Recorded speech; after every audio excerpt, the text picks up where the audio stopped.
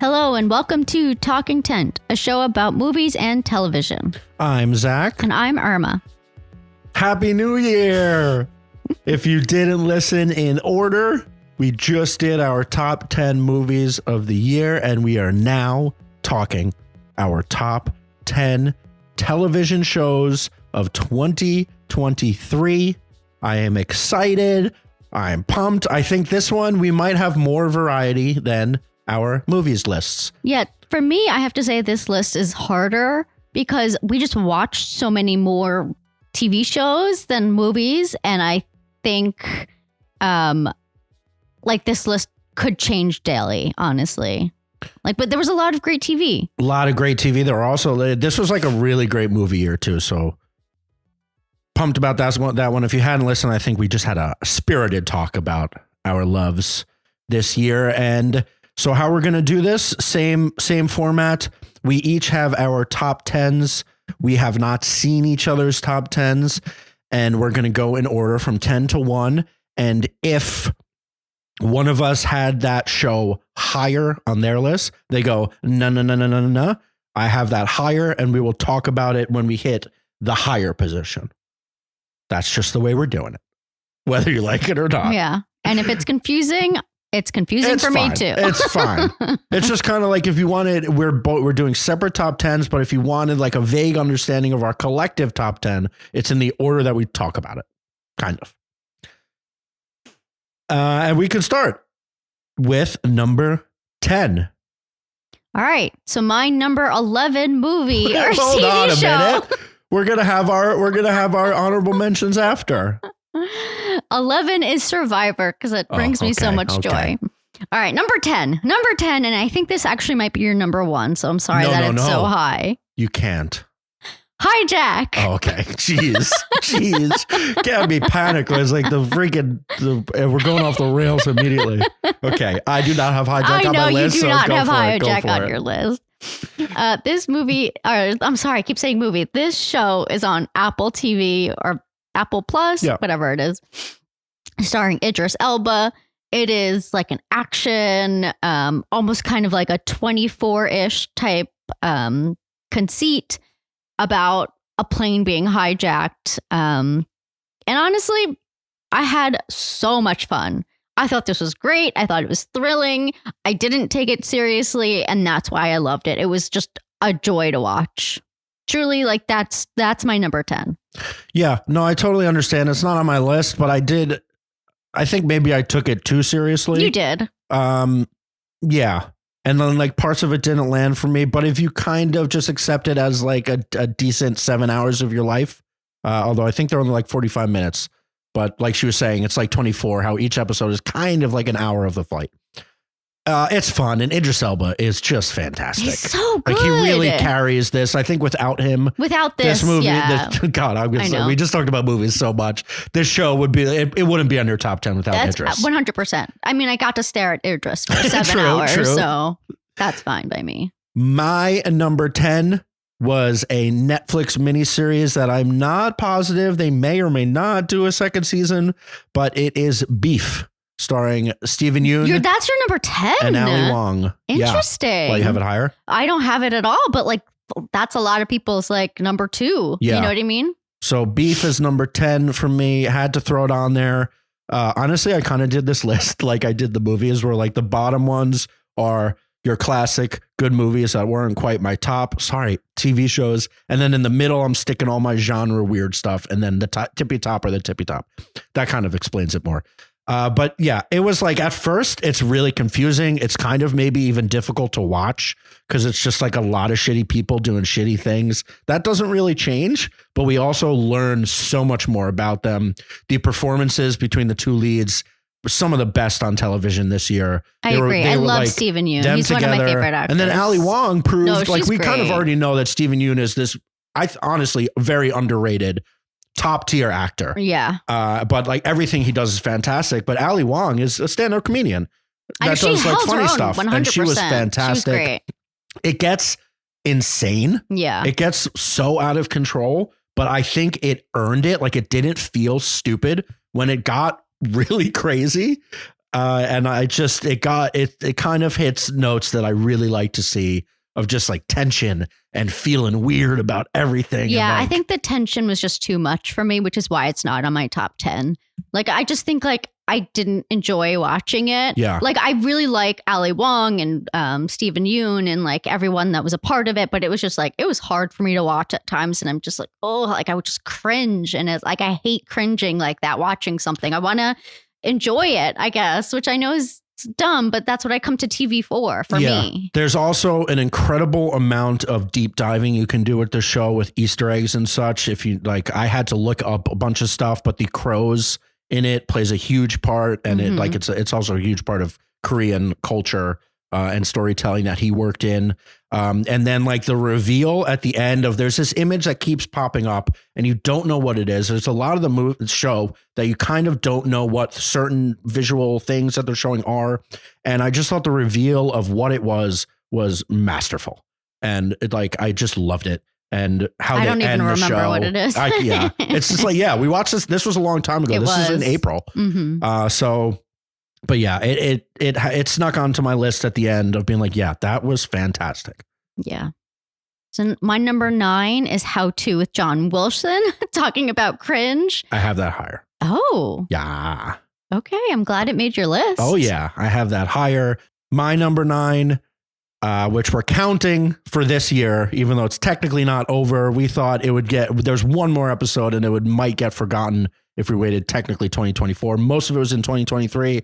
Fargo season 5, a complete return to form, but I think you have it a little higher. Well, it's my number 8, so you could probably talk about it now because that's going to be the next thing. For you. Yeah. So Fargo, I think the last season 4 was kind of a letdown. Then there was a huge break, obviously, and then extended through because of the pandemic and the writer strike and the actor strike.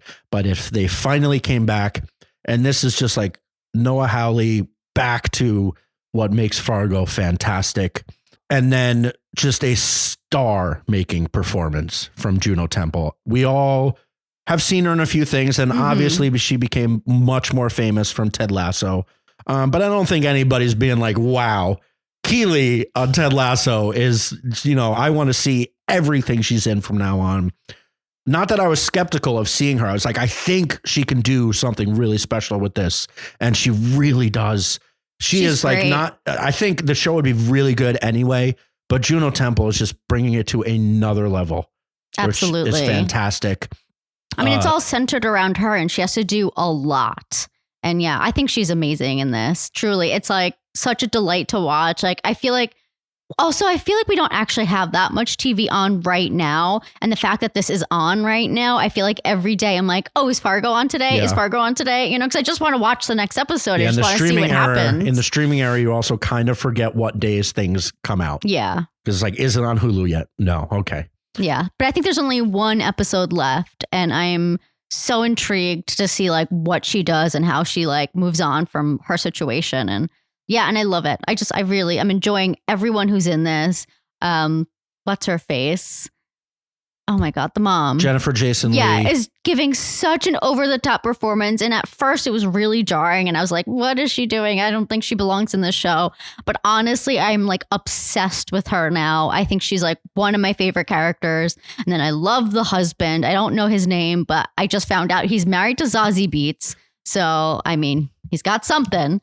And yeah, I mean, John Hamm is here. This is just, they're all so great. And they're all giving like such crazy, wacky performances. Like he has nipple rings. It's crazy. It's insane. They put like prosthetic nipples. I love it. His name is David Rysdale.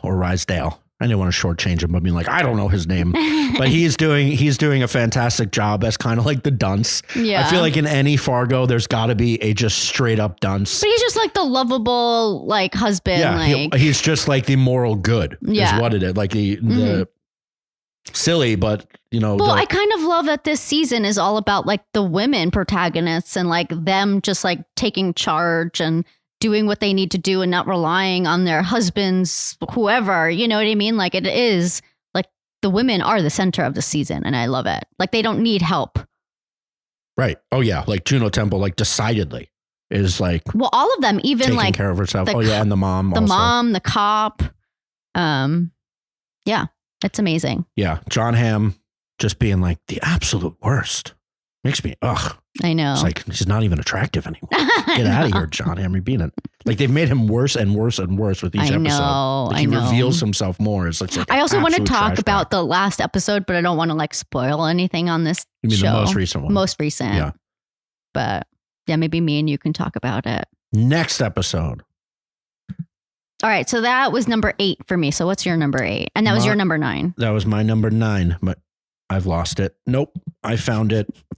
My number 8 is The Righteous Gemstones season 3. Oh my God. I wish I kind of had, see, that's what I'm saying. Like, I wish I had room for that on my list. That was the hard choices you got to make. So not on your list. Not on my list, but truly one of my favorite shows. Like, it really was. Like, I feel like my list can change at any second. Should I put it on my list?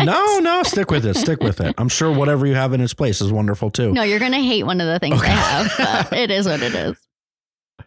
Yeah, Righteous Gemstones this year, it's been really good for all 3 seasons. I think for some reason this season, it really, really found its perfect footing. It really did. I think season 2, it struggled to repeat what it did with the season 1. And then season 3, like all of the characters are kind of set.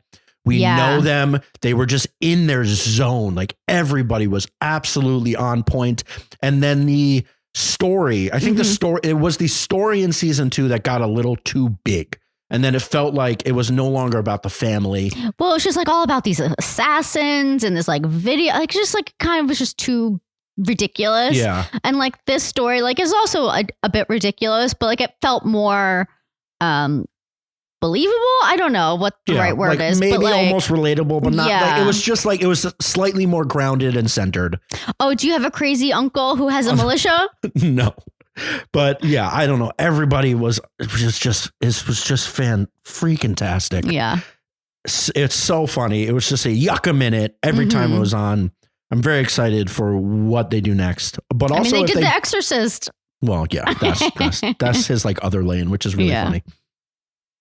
But yeah, if you haven't watched The Righteous Gemstones, what are you waiting for? It's just a hilarious, hilarious show. The apex of what Danny McBride and his team have done with HBO for like well over a decade now with Eastbound and Down and well, I'll just watch anything he does, to be honest, maybe except for the horror genre. But like, I truly just think he's one of the funniest humans alive. Yeah. And yeah, just like wildly smart. Yeah. It seems like, even though he doesn't give that vibe at all, like the work that he does. And then when you hear him talk about it, satire. Like it's not even like they're in it. Like there's no comment. I don't know how to explain it, but anyway, so that was your number 8. Yes. So my number 7 is Shrinking. Not on my list. Wow. So again, another delightful comedy. Irma showing up for Apple. I know. I'm in their bag. I'm in their pocket. Yeah. So this is Jason Segel's show about a therapist who went through a tragedy and like him dealing with it. It has Harrison Ford and it has just like a number of really amazing side characters. And truly, I loved it. It's like heartbreaking, but just really funny. And I really loved it. I don't know if it's getting a season 2. I don't think it needs it, but like I would love it if it did.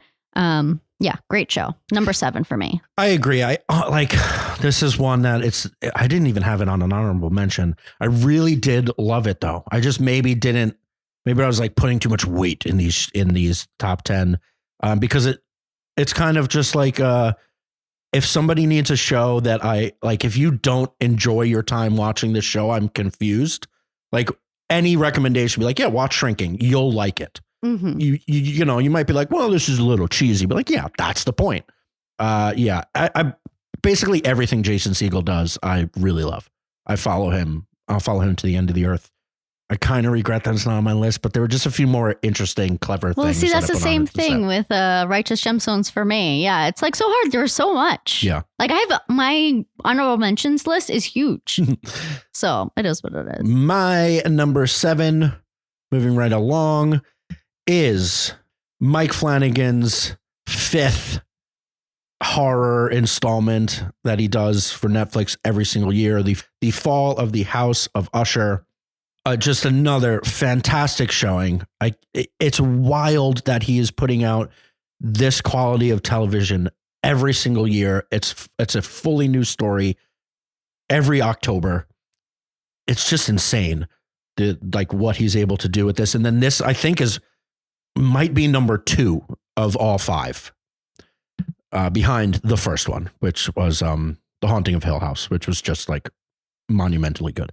But just the way that he weaved together every Poe story. Edgar Allan Poe was the center of all of this. And then it was Succession-esque, which I assume is coming up later in our list. But then it was there were scenes that were truly horrifying. There's a reveal late in the season that is devastating. That I don't know how I didn't see it coming, but then when it happened, I was like, oh no. It's just, the acting is great. And then he did, because each episode is kind of based on a different Poe short story, with the overarching The Fall of the House of Usher being a Poe story. That's the overarching story. But then within each, there's a Telltale Heart episode. There's another Poe story. I don't have them listed in front of me.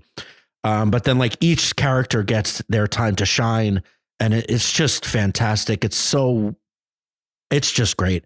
And the fact that he could do horror, which is really hard, I've said it a million times, to do as a show where you have to keep the people intrigued. So he is so good at they're all family dramas with some really horrible things in them. Because anyone that makes a show where it's just classic jump scares or, things that are spooky. Is this scary though? Was each episode scary, or was Parts it just of it are definitely scary. Not I think there's horrors that are classically oh, this is scary, creepy. Then there's things that are just depressingly dark. Yeah. But I think you could have watched it. Yeah. I just never know. And then I start, and with his shows, I watch the first 3 days it's out. I'm I'm watching it. It's over because I love it. My number 7, if you haven't watched it, even if you don't love horror, I think you could still do it. It's on Netflix, if I didn't say that. All right. Are we up to my number 6? Number 6. Okay. Number 6 for me, I know you're not going to have on your list, and I don't really care. I loved this show, and I'm not ashamed to admit it. Oh. Number 6 is Loki. Oh, okay. Oh, really? No, I mean, whatever. Not on my list. I know it's not on your list. I figured it would be on yours, though. So this is a Marvel show on Disney Plus. Loki, obviously a huge Marvel villain, and then hero. The show I thought was amazing. I know it had some bumpy roads in the beginning of this second season. It was a little confusing and people weren't sure where it was going. But this is one of my favorite characters in the whole MCU. We've watched all of the movies. We watched all of these terrible shows. I think Loki is at the top of what it could be, all of the Marvel shows. And I just think they gave this character, who I love, an amazing send-off. It's heartbreaking. It's beautiful. I loved what they did with him. And then obviously Tom Hiddleston playing this character, I think no one else could have done it as well as he did. And it was beautiful. It was great. I loved the show, and I'm not ashamed that it's number 6. No, I ain't going to yuck your yum about it. I understand what you love about it. And your thing is you just love the character. And then you also loved the characters that they built around it in the show. Yes. For me, the story just didn't land. And then it being so all over the place made my enjoyment of just Loki not as great. Yeah, I feel I would like to rewatch the whole season, because now that I know where it's going, maybe I could see, maybe it wouldn't be as confusing, you know what I mean, in the beginning. Obviously the Jonathan Majors of it all, that's just kind of the bad part of it. But in general, everything else besides that, I just thought was really great. Yeah, I think the finale was really excellent. The rest of the episodes were okay. Yeah. But yeah, I mean, I understand. And I think this character's done. Like, I think this was like his big send off, and which is a little odd, even though it is a show with his name on it.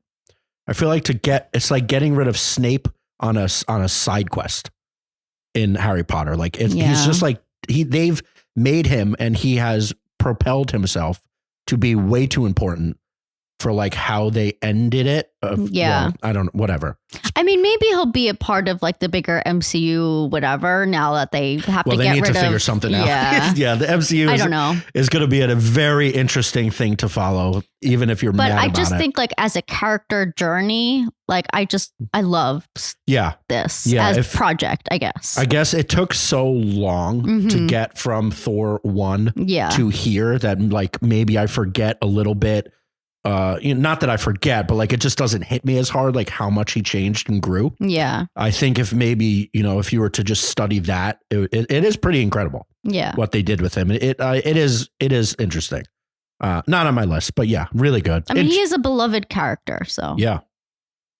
Anyway, so that was my number 6. My number 6 is where I have How To with John Wilson. Okay. The season 3 of it, and it's the series finale. He was done. He decided to call it quits. Just we've talked about it in the past, like his mind and his ability to just see things in New York. It is nice that we live in New York, and he shows like we can relate to it a lot. Like, honestly, anybody can in a big city can just be like, yeah, I've seen things like that before. But just the weirdness of the city. Weirdness, but then the way that he'll like start with an idea, and he'll find his way to something completely different. Yeah. I know Nathan Fielder is involved. I don't know how much. I know without Nathan Fielder, the show doesn't exist. Well, maybe Nathan like discovered him, and that's it's like a producer role. I don't know how much input he has. I feel like by season 3, I don't think at all. Yeah. We watched a few interviews with John Wilson after, and just like the process that he goes through, and it's really amazing. It's really incredible. Like he would have at season 3 at this point, he had like a much bigger team that he was able to have these ideas and say to the B team, like, go find me this on the streets, and like, pictures of garbage or like a rat doing this. And it's just crazy how he was able to take what's in his mind and put it on screen through real life capturing. I mean, I think the amazing thing is that it like mostly I think was organic, and like, maybe he was like, there's one episode that it's decidedally not. But I know, I understand. But like, I think like he would just like fall, like when a mistake would happen, I think like he was, wanting to find like organ donors, like body part organ donors, but then it was an actual organ, like of a music organ. And like his team like set up the wrong meeting, but he still went and he still followed them. And it was just like the organic nature of like following where it ever leads you, I guess, and never just saying no. Like he just always would do it, and he would talk to people, like people you would never talk to. I don't know. I just, I thought it was amazing. And then in this season, he became way more introspective, and like we really learned about him and his depression and his, thoughts of the fatality and like the end of his life and just his legacy. And, he had this show on HBO, but he couldn't even like the HBO press junket. They had like a party and like they didn't know who he was, and he had to like prove himself that he could be at this place. Like it's just like really, really great. Often very funny, often very sad, but never like mean spirited. No. Yeah. He's like I just felt like he was very kind, never judgmental, which is why like I really enjoyed watching it. I was just like, what he does only works without judgment. Yeah. Because like you can't be talking to these people. I know. I understand. Yeah. It's amazing. What's your number 5? So that was your number 6. That was 9. Number 6. We're in each other's top 5s. Top 5. My next 2. Actually, you might have. Anyway, you go. My number 5 is Reservation Dogs. Oh. Do you not have this? No. Wow. Not on my list. That's what I'm saying. We watch so much TV. Like that's sometimes you forget. Yeah. It's a lot. This was the series finale. It was the last season, I think season 3, which is on Hulu. And this show is, it's amazing. Like it had some really amazing episodes. It was beautiful. And then, so I want to say the first season or the first 2 seasons was all about like the kids. They're the younger generation of this tribe, of this reservation. And this past season really brought in the larger, like the community.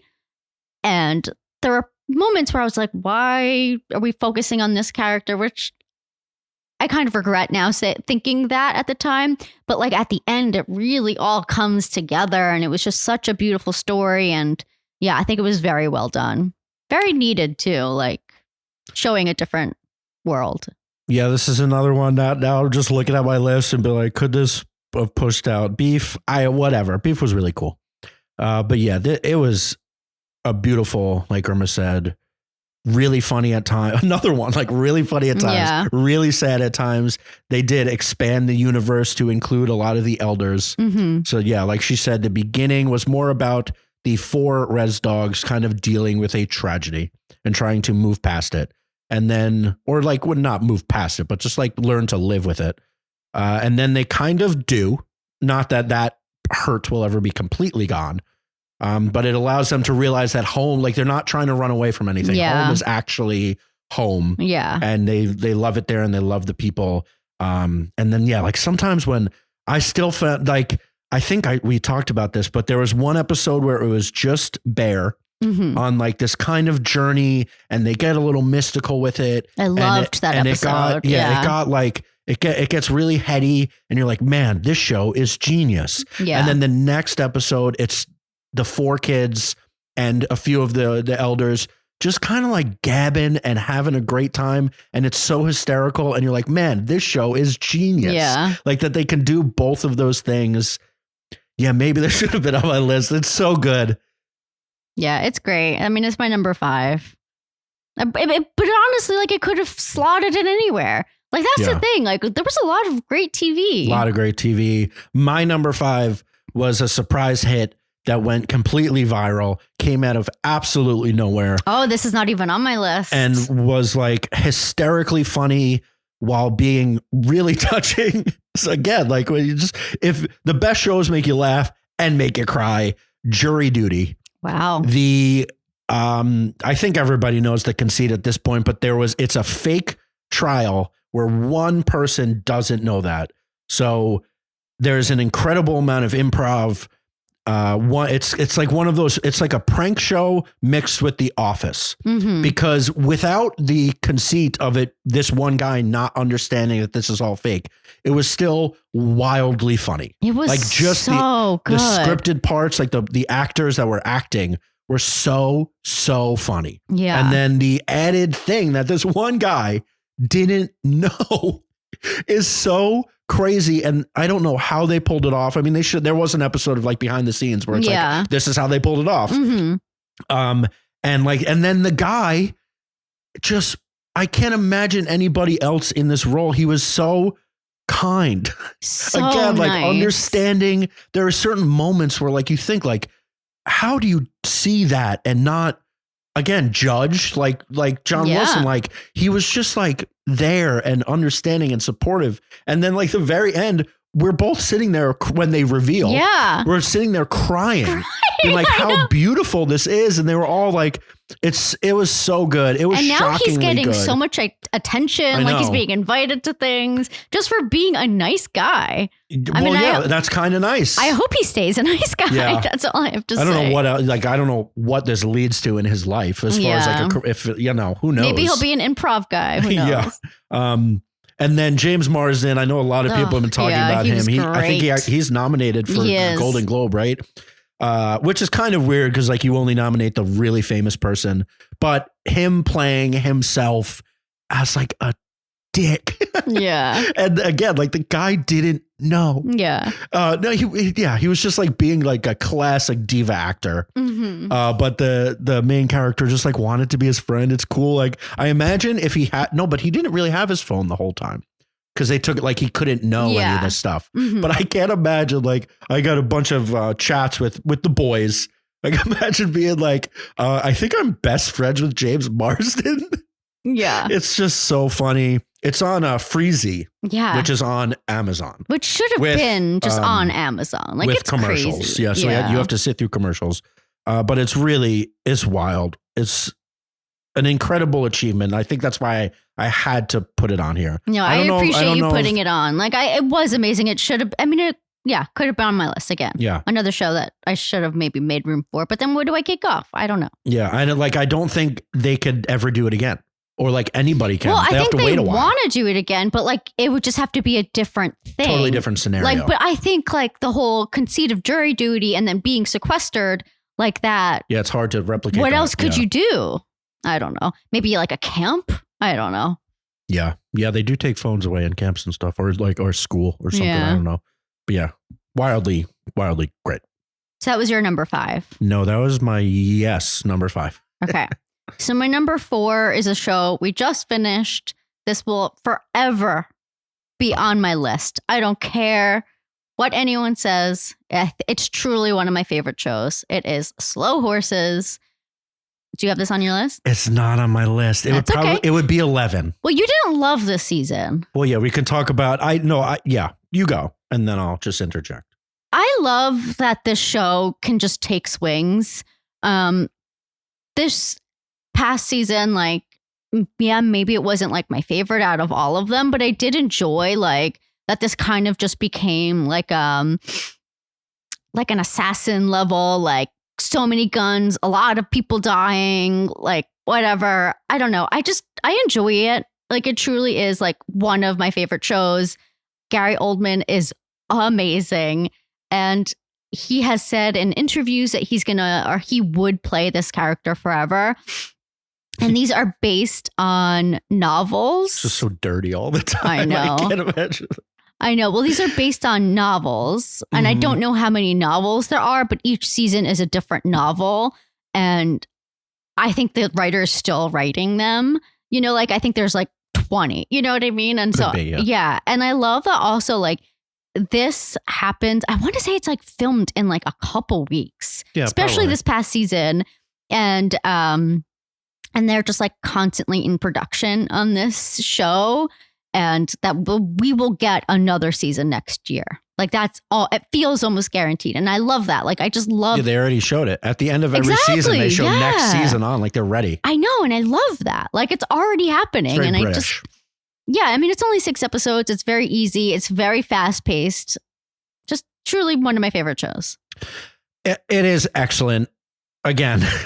It would be, I think, 11 for me. I have it right here as I wanted to mention, but I knew Irma would have it on her list. The Gary Oldman character is an all-time character.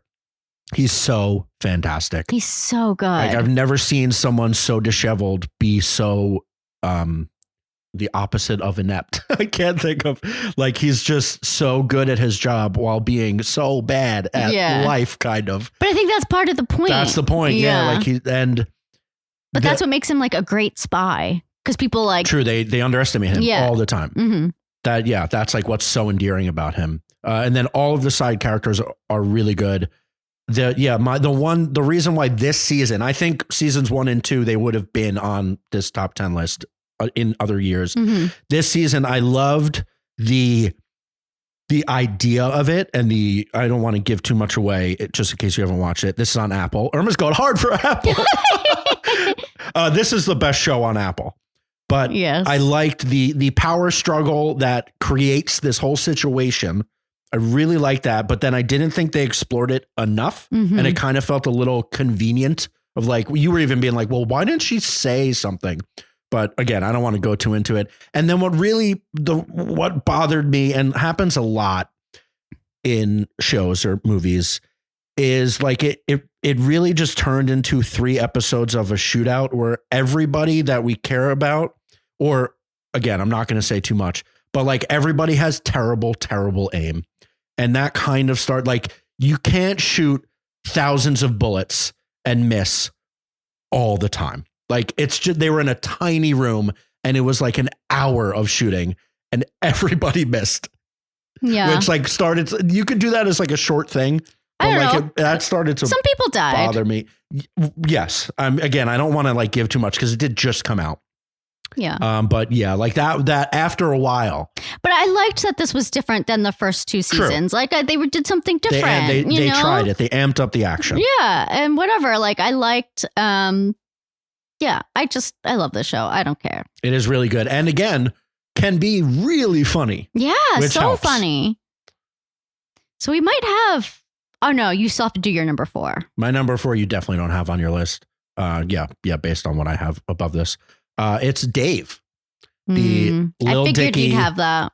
The Lil Dicky vehicle. No, not the Idol. Dave, season 3, Lil Dicky's Dave Bird, his semi kind of autobiographical thing that he's created. Again, this season, I think, brought it to a new height of brilliance. I've always loved it. I've always loved him. I think he's wildly smart and wildly funny. This season got like very serious at points. Like, again, very introspective, just about what makes him happy and kind of like what's wrong with him that he can't be happy in certain ways, like, and in relationships and in life.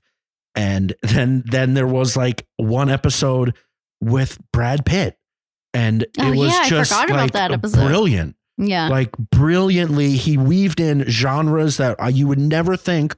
Like a guy, I always kind of want to compare it to the Louis C.K. show, Louis. They're similar now that Louis C.K. is kind of like, you can't really talk about him, but it's a similar idea where it's like kind of his life, but obviously bigger, like different. And like he's able to weave in different ideas that aren't necessarily true. Is this like getting another season? I sure hope so. Yeah. But it's my top 4 show before like the 3 that are kind of like, I feel like de facto the best shows of the year. I know. Do you think we have the same top 3? I assume so. Mm-hmm. But yeah, if you haven't watched Dave, start from the beginning. It's on FX on Hulu. And it's just like, you'll laugh, you'll cry, you'll be confused. You'll be like, why does he talk about his penis so much? But it all works so well. I love it. I love it. What can I say? No, that's great. Great show. All right. Number 3 for me is Apple's Silo. Why are you making so many jokes? Because I'm going hard for Apple. Right, Apple. No, number 3 for me is The Last of Us. I have The Last of Us higher. Whoa. Yes, I did it. It's going to be a controversial choice. Okay. So I have, actually, let's see what happens here, because I might not talk about it. I have Succession number 3. I have Succession number 2. Okay, so then we can talk about it. I wondered if you were going to put it number 1. Succession season 4. So then we have the same number finale. 1. Yeah. Again. I thought you might put Succession number 1. But yeah, let's talk about Succession. I mean, this was the series finale or the last season of the show. And I really debated, like, how are they going to end this show? And are they just going to repeat everything that they've been doing? Because it gets a little repetitive, but they went for it. I mean, they didn't hold back at all. Although that was a bit of, I did say that. I know you did. At the beginning of the season, I was like, this is kind of, we're just in a room yelling at each other again about who's the main boy. But boy, do they do it so well. Yeah. Oh, yeah. I mean, Christ, that fight between the 3 kids, like in that boardroom, amazing television. Like, it's crazy. Like, it really is a lot of fighting, and it's just great. The writing is unbelievable.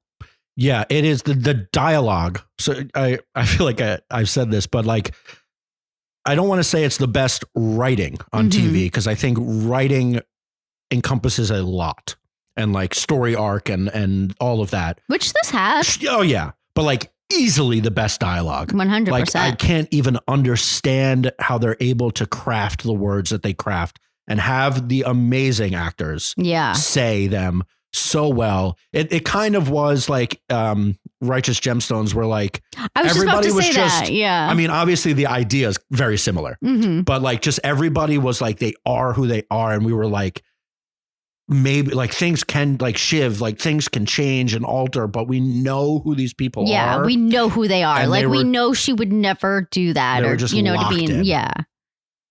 And then some of the scenes, the fight with Shiv and Tom outside on the balcony was this season, right? Yes. That's like an all-time scene. Yeah. In the annals of television history, them screaming to each other in the open in Manhattan, just unbelievable. Yeah. And then the way they ended it felt earned. It felt honest. And then the twist, I think, we can spoil that. I mean, everybody knows.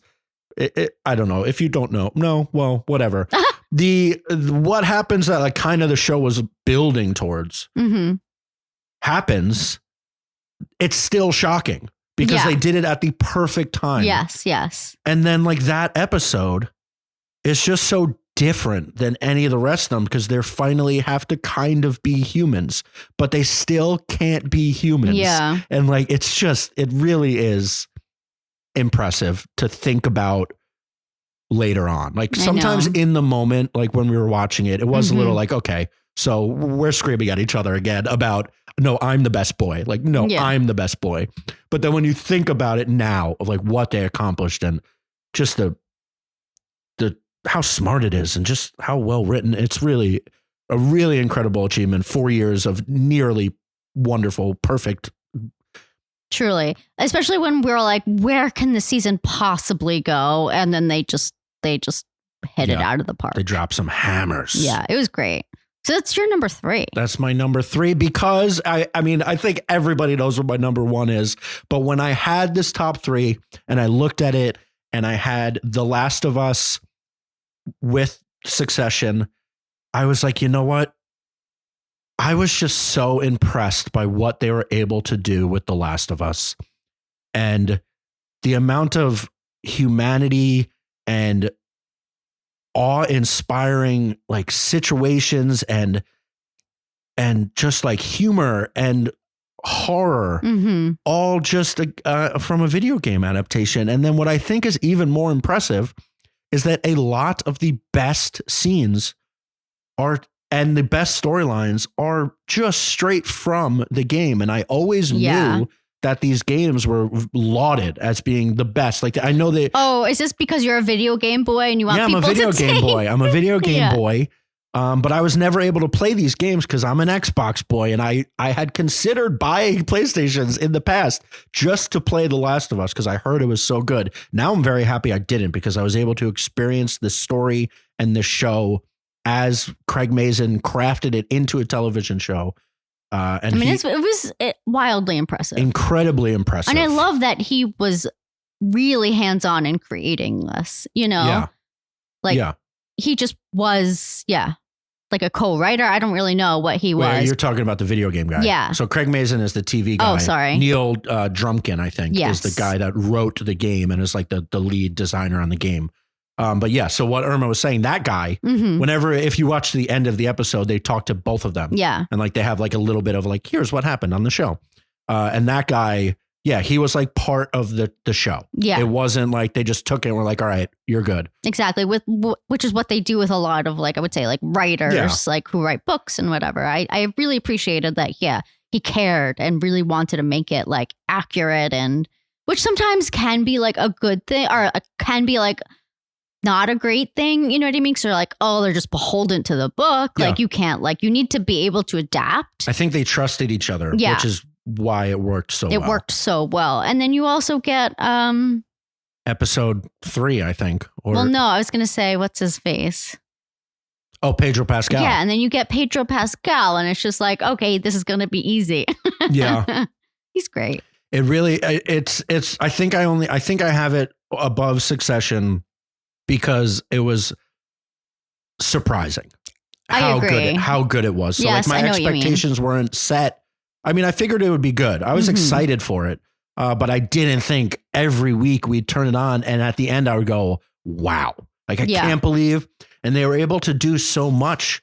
Like it's a zombie show essentially. And like, I was kind of burnt out of zombie shows. I just stopped watching The Walking Dead. I mean, a lot of people And then there's did. like a lot, there's all the spinoffs. So I was like, oh, we're just going to do another zombie show, but it's so much more. It's like, there's actually not that many like end of the world shows, and they were able to do That's true. so well.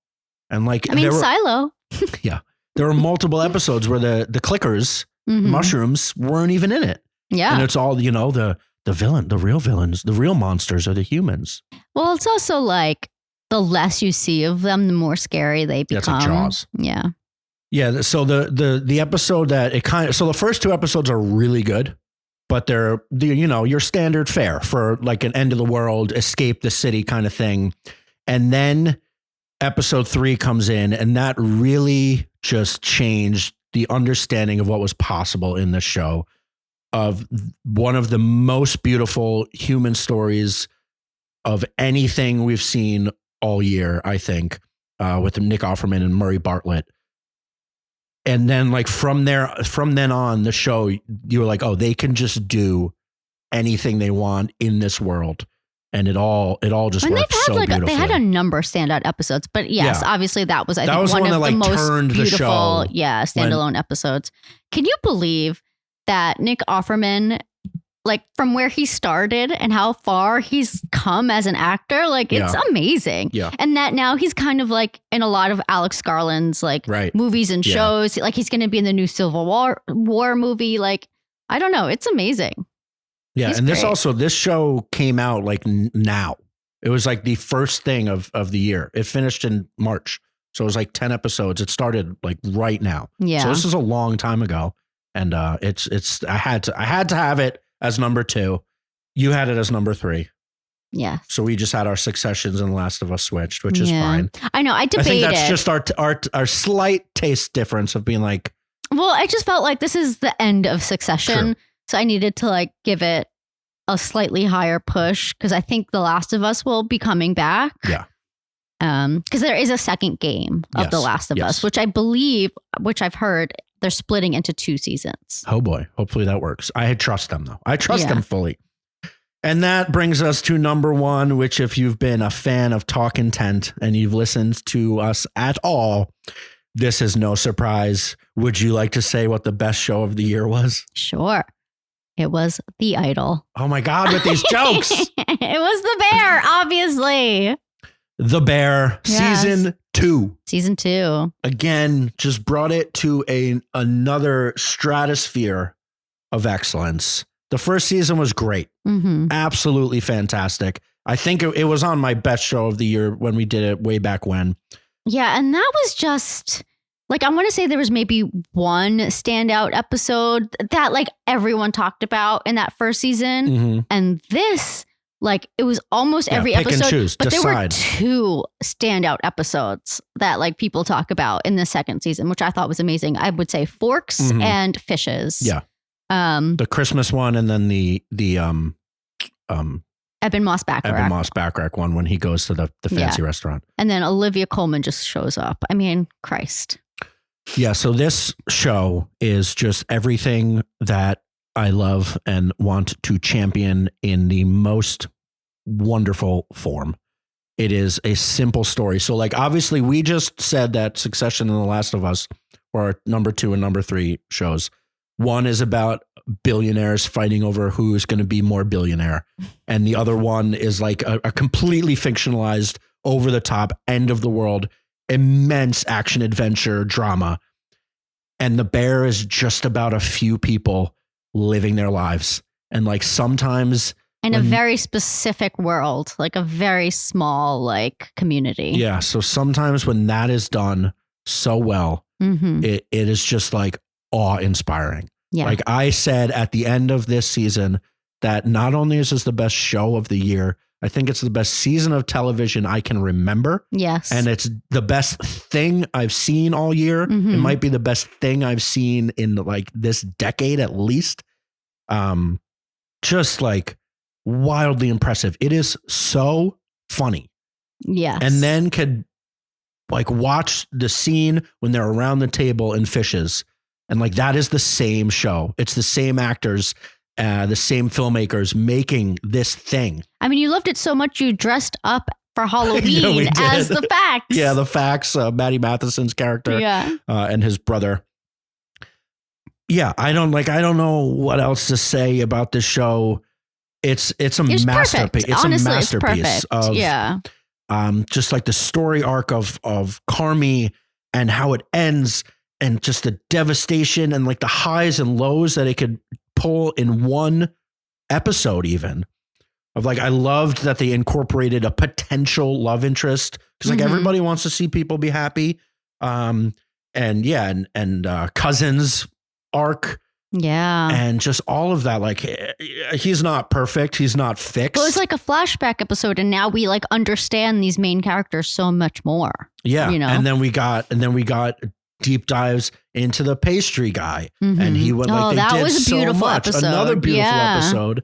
An episode like that was the one that was with, Io and her dad and just like all of that and like their friendship. There's so much that happens in the show. That's like basically, let's say 7 characters. Yeah. And they introduced a few more like Jamie Lee Curtis, like adding depth to our understanding. Yeah. And a lot of people didn't love her performance. I mean, I thought she was great. I don't care. No, I mean, I feel like I said she there did a are fantastic people that job. are like that. And it makes so much sense to me. Yeah. I don't know. We talked about like the way that she used her face. Yeah. Oh God. I know. In the episode. It was just like masterclass. And then they could just do, so that obviously the show is about the fallout of one major thing. And then when they could just use John Bernthal as that character and like he's a top tier guy for me. Oh, 100%. I think he's one of the best actors of our generation. I know I said that about Stephen Yeun, but yeah, John Bernthal is unbelievable. And this character but I think also the thing with having John Bernthal is that you feel his absence. Like you feel the hole he leaves. Well, right. That's like, we definitely talked about it, that if you're going to show him the character, who do you use and how do you possibly display how much this character, this person affected those around him? Yeah. And then like then the writing, the acting, like you believe it. He is a presence. Yeah. And like you understand how the loss of that presence is just like an unbelievable thing to fathom and get past and be able to conquer or whatever, deal with. Just a perfect show. It's the best thing ever. It's the best thing. I know. And this was also on in the spring. When do you think a third season's coming? Yeah, obviously the writing and acting strike probably slowed everything down. Yeah. I also imagine it doesn't take them that long to film it because, they're not building entire cities and stuff. So they just have to, it's a scheduling thing. Like, when can we all get in? I know. Well, now that it finished in June, the end of June. Yeah. Well, now that, what's his name? Jeremy Allen White is becoming. Yeah. He's getting very popular. Yeah. We haven't seen Iron Claw. Yeah. I just loved The Bear. It's perfect. It's perfect. It made me cry. It made me cackle, laugh. Maddie Matheson, so funny. Eben Moss, so funny, so poignant. We said this.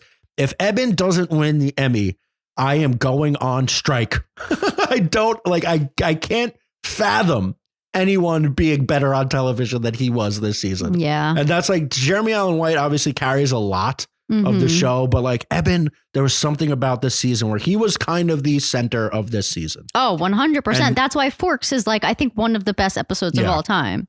And then like him having this kind of transcendence. Again, he's not like fixed, but like this transcendence to a different level of understanding of how he can proceed in his life.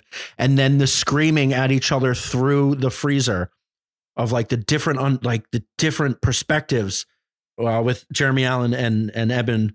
Oh my God. Like just that. And then like the devastation of where they left us. Yeah. I love that shit. I kind of love to feel terrible sometimes when I'm watching things. And like this just did it in such a beautiful, beautiful way. I also love that our top 3 like shows each have episodes that you can like pinpoint and like talk about and like marvel and how good one standalone episode is. You know what I mean? Like, I don't know. Yeah. And then great TV. Like I said, The Last of Us, not so much, but there were some things, but like The Bear and Succession can be the funniest things you've seen that week or whatever. Like easily. The Bear, easily. I think The Bear, actually Succession too. No, Succession was very funny. I think both of those shows are like potentially the funniest shows on TV. Yeah. But then also the most devastating, which is such an incredible thing to accomplish. All right. Should we talk about honorable mentions? Honorable mentions. All right. So I have Grand Crew. Somebody Somewhere. That was a good one. Yeah. Starstruck. You have a lot. I have a lot. Yeah. Didn't love this last season of Starstruck, but I do love the show. So Grand Crew is on NBC. It's kind of like your Friends, like your new. It's a sitcom. It's about a bunch of people in LA. They're in LA. Yeah. Yeah. It's just really, really funny. Yep. Somebody Somewhere. Starstruck. I have Bodies, which I really enjoyed on Netflix. Oh, true. Scott Pilgrim Takes Off on Netflix. That was, I thought, really fun animation. Squid Game, The Challenge, I really enjoyed. I have the David Beckham 3-part doc on Netflix. So you liked everything. I have 100-Foot Wave. I have Ahsoka, which was up and down. And then I also had Black Mirror, which was also up and down. So I was a bit more discerning. I have 3 honorable mentions. I have 3 honorable mentions. Plus everything you talked about that I didn't have on my list. True. The one that we already talked about, Slow Horses, would be like 11 for me. It's right there. I wanted to shout out The Marvelous Mrs. Maisel finishing season 5, the series finale. I just really loved the show from the beginning to the end. It's just something we don't really get that much. And it's also wild that a show going for 5 seasons is like very rare these days, except the NCISs and CSIs that never end. But like this, I mean, Fargo is now in season 5, but it's their anthologies, so it's a little different. But I thought the send off was really great. The actual ending, it's like, whatever. There was some highs and some lows, but when they were high, like they nailed it. It was great. And then I liked A Murder at the End of the World. That is a honorable mention for me. It's not perfect. I think everything that Britt Marling has done, and it's not enough, honestly. I love her ideas and I love her sensibility. So far, like basically everything that she has done has been like a little messy, but like a little messy in kind of a good way. And I really liked A Murder at the End of the World. Both kind of storylines of it. I thought Emma Corrin did a really good job, and the guy. Oh, The Crown too. Also on my honorable mentions. It wasn't on your list, which I think I forget. Oh yes. Yeah, it could have been a top 10 had it like a few different changes, but I really liked the idea of it and where they landed it and the vibe of it. And it was really cool. A Murder at the End of the World is on Hulu as well. FX on Hulu. So do we want to do a quick recap? Oh, yeah, we have to. Quick recap of our top 10 shows of 2023. Thank you for listening to both of these kind of long episodes. But there was a lot to talk about from this year. So my number 10 was Beef on Netflix. My number 9 was Fargo season 5, which has yet to finish, but we're almost there. My number 8 was the 3rd season of Righteous Gemstones. Number 7 was The Fall of the House of Usher on Netflix. Number 6, How To with John Wilson on HBO. Number 5, Jury Duty, which is on Freezy, which is on Amazon. Number 4, Dave, which is on FX on Hulu. Number 3, I had Succession, HBO. Number 2, The Last of Us, HBO. And number 1, The Bear on FX on Hulu. Woo! All right, my list. No Apple on my list. All HBO and FX, basically. Number 11, Survivor. Number 10, Hijack. Number 9, How To with John Wilson. Number 8, Fargo. Number 7, Shrinking. 6, Loki. Number 5, Reservation Dogs. Number 4, Slow Horses. 3, The Last of Us. 2, Succession. And number 1, The Bear. All right. You did it. I'm done. Happy New Year, I'm so everybody. Hungry. Oh, thank you very much for listening. Thank you to Craig for the production assistance, and thank you to John Welsh for our intro and outro music. All year long. Thank you, Irma, for being a wonderful co-host, bringing a different perspective, always celebrating the nerd stuff where I started to turn on it this year. Boy, if you could have heard me 2 years ago, I would have been as thrilled with the Marvel stuff as you. But that's why we're doing this together, to have different perspectives. Like and subscribe, please. And we are excited for what's to come in 2024. I think our next episode is going to be, if I could put it together, the January Excitometer, because we keep trucking along with brand new stuff. Well, I feel like at one point you said we should do Excitometer for like the whole year, which I kind of think is fun. Yeah, we did do that last year. Yeah, I think we should figure out. I mean, it's hard to know everything, but like that's okay. Our most anticipated things of this year. Because honestly, I don't know. I know Dune 2, which I'm very excited about, but other than that, I don't really know too much. So it'd be cool to. Okay, so Irma gave me a lot more work to do, but I did want to do it. I just didn't know if like. I mean, we don't have to do just January. We could just do the big one for the year. Okay. But then how will people know what's coming out in January? There's not that much coming out in January. So we're going to. A lot of things get dumped. Rewind. Our next episode is going to be our most anticipated shows and movies of 2024, at least like what we know is coming out. Yeah. Which we did last year and was just fantastic. I think a lot of things that come out in January, at least like movie wise, are not very good. Yeah. Most everything's out already. We just haven't seen it yet. A few things. Okay. That's it. That's it. From our living room to yours, what do you want to watch?